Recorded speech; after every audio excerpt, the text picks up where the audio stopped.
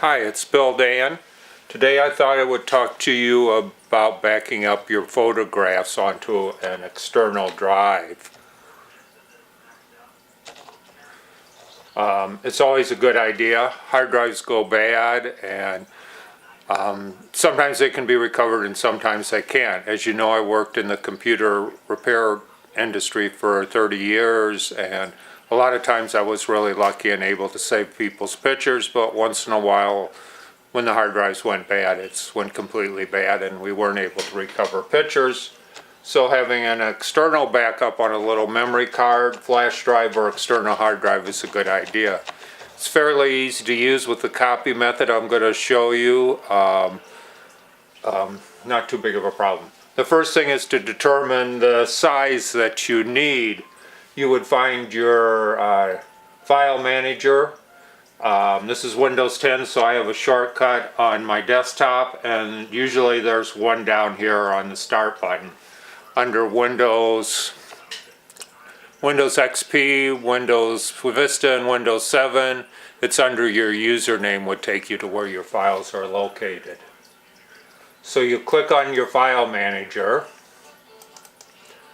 and then if you point at the folder you want to back up, in this case pictures, it says 47.9 gigabytes, so I would need the next size bigger, which would be 64 gigabytes.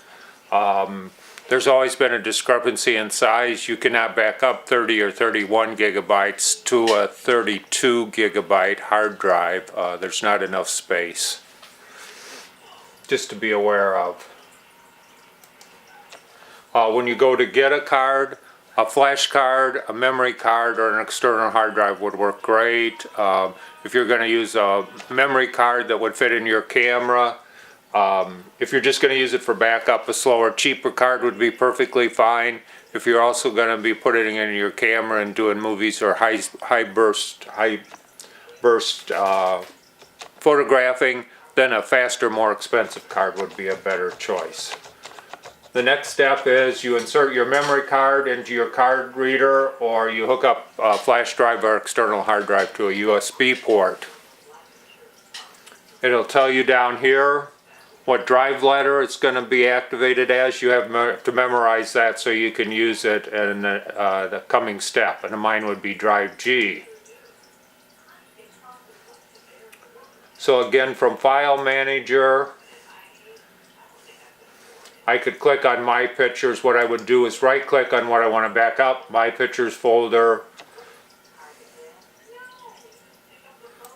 right click and say Send To. One of my options is Send To, and then the drive G that it said when I inserted it is where I'd want to back up.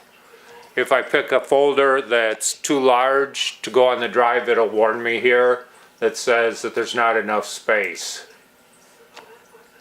If I were to go into my folder and then pick one folder, I could use the Send To command, drive G, and everything would go to drive G. This would work perfect. The same procedure will work perfectly fine for flash drives, external hard drives, or memory cards. You can do disconnected folders by holding down on the Control key on your keyboard, and then I can click on like 3 different folders and they're highlighted, and I could back up all 3 at the same time. Again, I would right click on one of those that was highlighted and say Send To removable drive G. Again, it's too big to fit on my memory card at this time, so I could cancel and just pick one of them. One of them's highlighted, and then I could do Send To drive G, and I would get a dialog box saying copy files, and it would give me a percentage that's complete.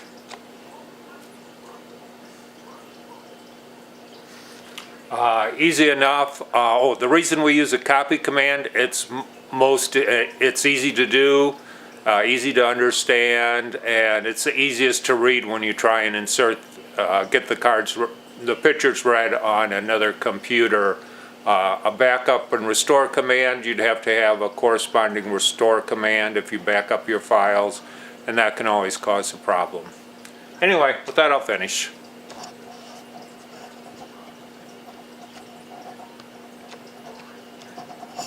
try to finish.